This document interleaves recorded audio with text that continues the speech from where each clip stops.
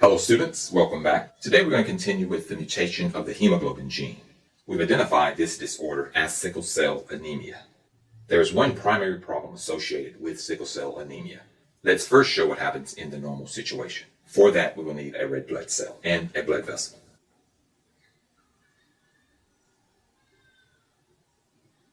Here we have a normal red blood cell and a blood vessel. The normal red blood cell travels easily through the blood vessel. Let's next show what happens with a sickled red blood cell. Here we have our sickled red blood cell and a blood vessel. However, with the sickled red blood cell, the blood cells clump together in circulation.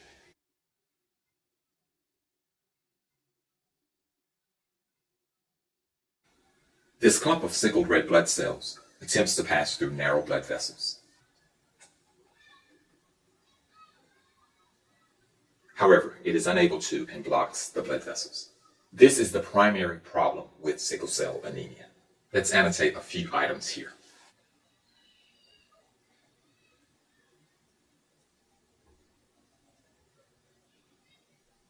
Here we have a normal red blood cell, a blood vessel.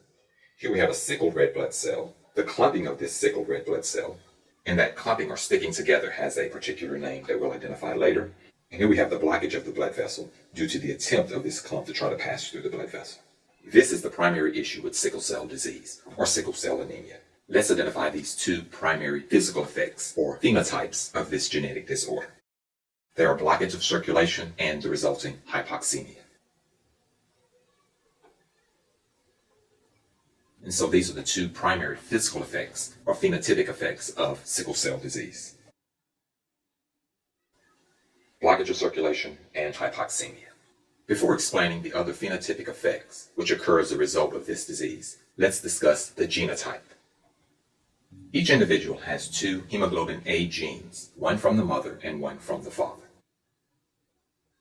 An individual with sickle cell disease gets a hemoglobin S gene from the mother and a hemoglobin S gene from the father. An individual who gets a normal hemoglobin A gene and a hemoglobin S gene is said to have the sickle cell trait.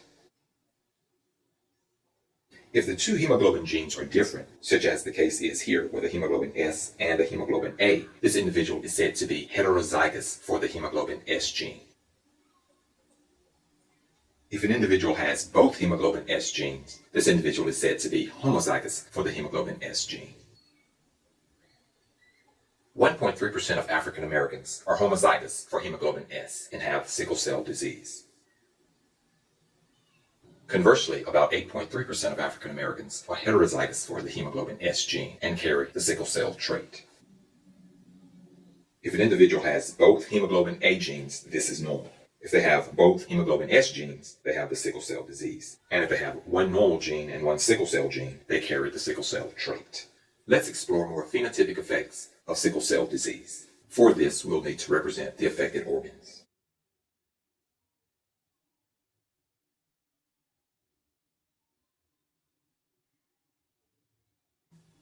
The blockage of the blood vessels occurs all over the body, but affects some organs more than others, specifically the kidneys, the heart, and the central nervous system.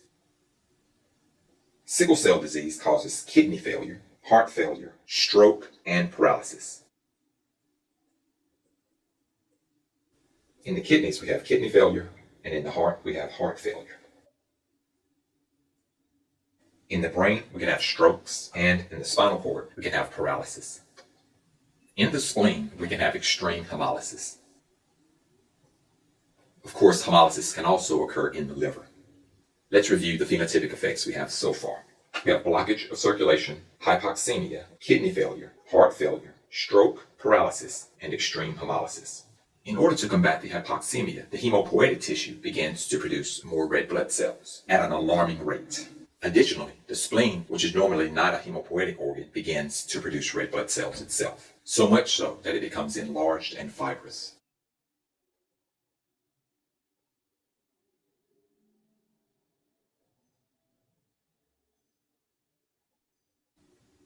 This extreme erythropoiesis of the spleen produces an enlarged spleen, a condition known as splenomegaly. Also represented here is that the spleen becomes very fibrous. Not only does the spleen undergo extreme erythropoiesis, but also the bones of the cranium. This hyperactivity of the cranium produces an enlarged and misshapen cranium.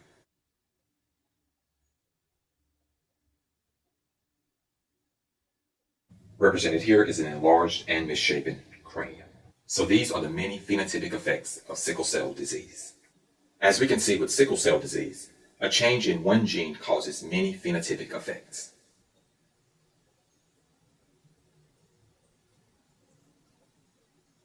This phenomenon is known as pleiotropy.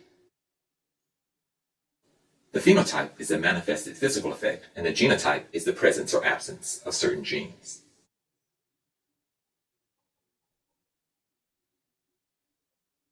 With this disorder, we identified 9 physical effects or 9 phenotypic effects.